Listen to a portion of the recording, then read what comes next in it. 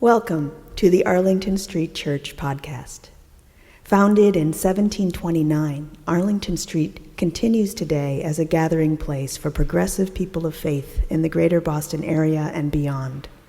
We are located at the corner of Arlington and Boylston Streets, across from the Public Garden in Boston, Massachusetts. Please visit ascboston.org for more information about this historic Unitarian Universalist congregation. Arlington Street Church, gathered in love and service for justice and peace. It takes some work to find some good news these days. Our fear can be debilitating. So let's talk about courage. I read a beautiful piece about courage this week, just 3 sentences that caught my eye. They say, in essence, there are 2 kinds of courage in this world. One demands that we armor up and leap into action. The other demands that we strip naked and surrender. The word courage comes from the French word for heart, spirit, temperament, bravery. It's really the essence of it, isn't it? Moral courage, emotional courage, and yes, raw physical courage all come from the heart. I want to speak about spiritual courage today, not the courage of conviction, but the courage to live in free fall, unhooking ourselves from where we're hung up and seeing clearly with unclouded vision, seeing with an open heart. Spiritual courage is subtle, but very, very powerful. The Buddha taught that there are 8 worldly concerns that drive us and threaten to run our lives. He presented them in 4 pairs of opposites: pleasure and pain, gain and loss, fame and disgrace, praise and blame. We're hooked by the former and gutted by the latter until it dawns on us that there's more to life than pursuing temporary relief and avoiding discomfort. That there's really something in embracing what Zorba the Greek famously called the full catastrophe and really getting that life is always all of everything. Many years ago, a member of the congregation stopped in at the church, wildly agitated. Although he was an elementary school teacher with a matching salary and no training in investing, he had been up for nights in a row putting together a wildly complicated real estate deal. He was, he said, a millionaire. Overnight, a millionaire. He was ecstatic. Deeply concerned, I slept on it for a night and then stopped by his house the next morning on the way to work. He didn't answer the door, but it was unlocked, and I let myself in. The kitchen looked like he'd given a big dinner party and neglected to clean up. The ransacked living room looked like he'd been robbed. I found him in his bedroom, utterly despondent, almost catatonic. He was crashing from mania. It was heartbreaking. He managed to tell me that the deal, everything, had fallen apart.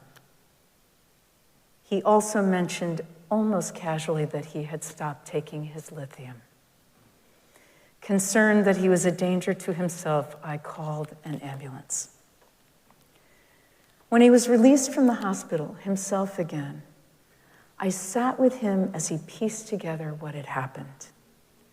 And something he said has stayed with me ever since.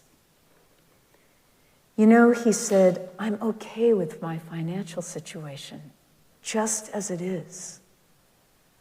I wasn't unhappy to begin with, and I'm not unhappy now. It was the madness for more that made me miserable. This is precious insight into the 8 worldly concerns: pleasure and pain, gain and loss, fame and disgrace, praise and blame.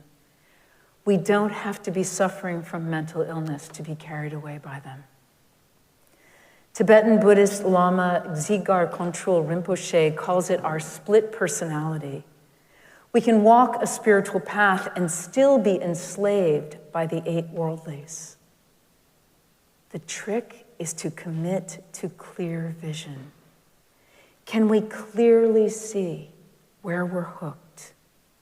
Can we summon spiritual courage and wholeheartedness and lean into the spiritual practices that free us? The goal is to live in the center, unswayed by the pull of either extreme. On the afternoon of the day I got my license, my mother asked me to take her car and fill it up. I was ecstatic. My first time alone in the car. I drove to the gas station and hopped out. The gentleman at the next pump suddenly dropped the hose and fell to the ground. My Girl Scout troop had just completed our annual first aid course renewal. We had practiced mouth-to-mouth resuscitation on Resusci Annie, a life-size mannequin, though chest compressions hadn't yet come into vogue with our trainers. If someone wasn't breathing, you rolled them onto their back, cleared their airway, tipped their chin into the air, pinched their nose, sealed your mouth over theirs, and breathed for them. And so I knelt down next to the unresponsive man, took a big gulp of air, and began. I was vaguely aware of the gas station owner rushing out and then back inside to call the fire department. Unfortunately, he called the fire department in the wrong town. I remember feeling absolutely focused and tiring. It was more than 20 minutes before the sirens approached. I remember the gentleman suddenly moving a little, coughing just a little. The fire trucks and ambulance arrived, and it was suddenly noisy. They moved around me to set up their equipment. I looked up, and one of them told me sternly to just keep going.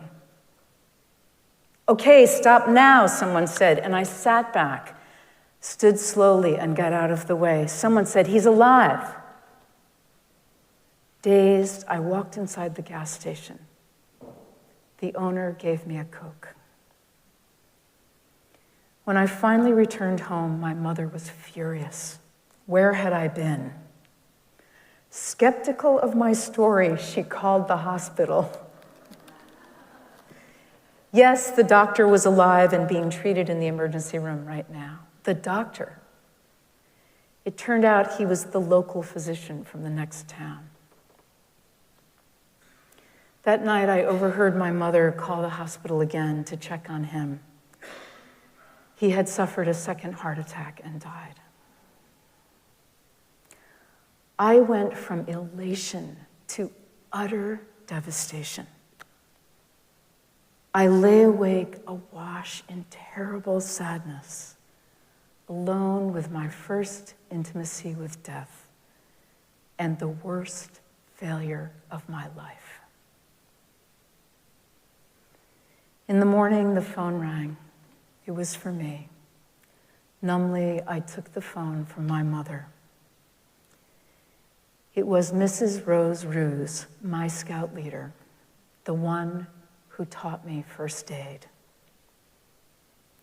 She told me she knew I must be very disappointed, but that it wasn't my fault. Doc's heart was bad. I tried and failed to hold back tears. "Listen," she said, "with no one to help, he would have died at the gas pump. You gave his family the time to get to the hospital. They were able to see him. They could tell each other, 'I love you.' You're too young to understand this now, but that's a lot." I'm still trying to understand. Still learning from having ricocheted from exalted to shattered, and the ways the kindness of Mrs. Ruse steadied a tender teenager, and brought me back to center. I was sad but not undone, no longer suffering under the tyranny of what would have been, could have been, should have been, but taking my place in the tender, broken-hearted present. This is what it means to live right in the center of the 8 worldly concerns: pleasure and pain, gain and loss, fame and disgrace, praise and blame, not to live at the outer edges, but to come to center, to live in the eye of the storm, demands spiritual courage. American Tibetan Buddhist nun Pema Chodron writes, "When you look at what gets to you, it will undoubtedly have something to do with what you want to do or not, or do not want. Whenever you realize you're caught, right then, right on the spot, with kindness for yourself, you can acknowledge that you're hooked. And then you can ask yourself, which of the 8 worldly concerns has me in its grip? Fear of loss, hope of gain, the pain of being blamed, the desire to be praised? And who's in control here? Me or the 8 worldlies? They are at bottom just an outdated mechanism for survival. In that sense, we're still functioning at a very primitive level, completely at the mercy of hope and fear. The mechanism of avoiding pain and seeking pleasure once kept us from being eaten. It worked well for our ancestors, but it isn't working very well for us now. In fact, we continually overreact when it's hardly a life or death matter. We're like ping pong balls bouncing back and forth by our aversions and desires, and we're way overdue for a fresh alternative. Among Native peoples, the Hopi Nation is considered to be the earth protectors, the ones with the deepest knowledge about the survival of our planet. On June 8th, 2000, the Hopi elders made a prediction using this metaphor. "We are in a fast-flowing river," they said. "Many of us will be afraid and will try to cling to the shore. But those who cling will suffer greatly. Let go of the shore," they said. "Push off into the middle of the river. Look around to see who is there with you. And celebrate." That's a quote. "And celebrate." If we don't act on our craving for pleasure or our fear of pain, we're left in that wide, unpredictable middle. The instruction is to rest in that vulnerable place, that in-between state, which is where we always are. We're always in process, never fully arriving. And so summon the courage not to act in the same old ways, but to take a chance. It builds confidence in our ability to live without a game plan, to live unfettered by hope or fear. Courage. Courage. In the 1960s, Zen student Ed Brown was the head cook at Tassajara Zen Mountain Center in California. Being head cook is a really hard job, made harder, I'm sure, by having to work with an unending parade of volunteers who know nothing about commercial kitchens and are constantly threatening to ruin whole meals. Kem and I have been 2 of those volunteers we know. Ed, despite being a really great guy, was infamous for his terrible temper. Once, in a fury, he went to his teacher, the famed Suzuki Roshi, with bitter complaints. People were talking when the kitchen should be silent. They were distracted and downright dangerous with the knives. They didn't clean up properly. Suzuki Roshi said simply, Ed, if you want a calm kitchen, calm your mind. When you think of courage, what comes to mind? First thought, best thought, what comes to mind? Here's mine. For almost 2 months in 1989, students in China protested for democracy. At the height of the protests, about 1 million people were assembled in Tiananmen Square. The military responded with assault rifles and tanks. Estimates of the death toll vary from several hundred to several thousand. Thousands were wounded. On June 5th, a lone man stood in front of a column of tanks leaving the square. As the lead tank driver tried to steer around him, he moved into the tank's path, peacefully holding his ground. He then climbed up onto the turret of the lead tank to speak to the soldiers inside. When he returned to his position in front of the tanks, a group of people pulled him aside. His identity is still unknown. He has come to be known as Tank Man. The grainy photo is iconic, and Time magazine named him one of the 100 most influential people of the 20th century. I have so many unanswered questions about him. Was he just fed up, suddenly, carelessly stepping up to sacrifice his life for the freedom of those who had come after him? Or were his actions the culmination of years of spiritual practice, letting go of outcomes, at peace in that very moment? Can we imagine the courage? Beloved spiritual companions, there are 2 kinds of courage in this world. One demands that we armor up and leap into action.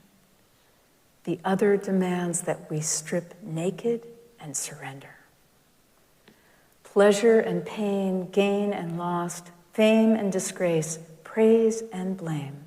May we seek to cultivate spiritual courage, look with unclouded vision, live with wholeheartedness. May we let go of the shore, push off into the middle of the river, look around to see who is there with us, and celebrate. Amen.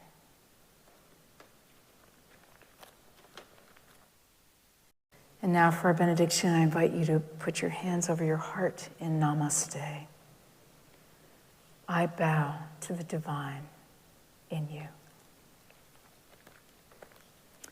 Go forth into the world in peace. Be of good courage. Hold fast that which is good, render to no one evil for evil.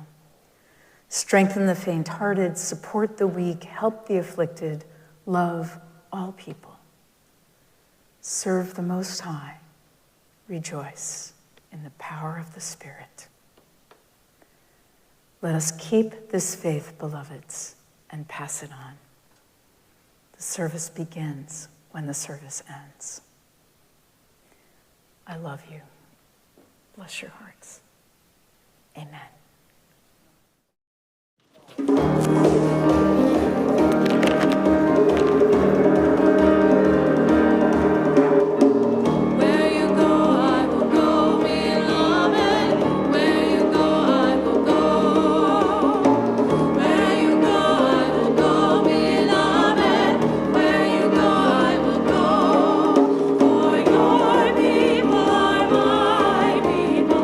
Your people are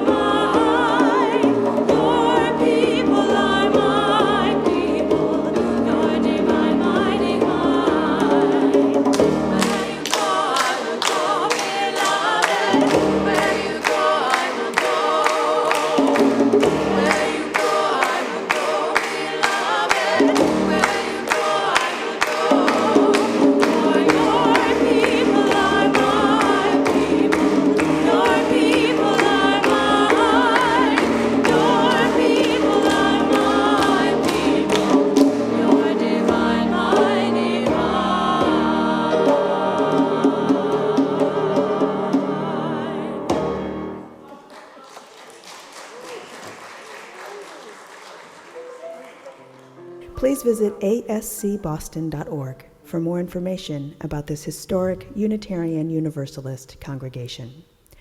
Arlington Street Church, gathered in love and service for justice and peace.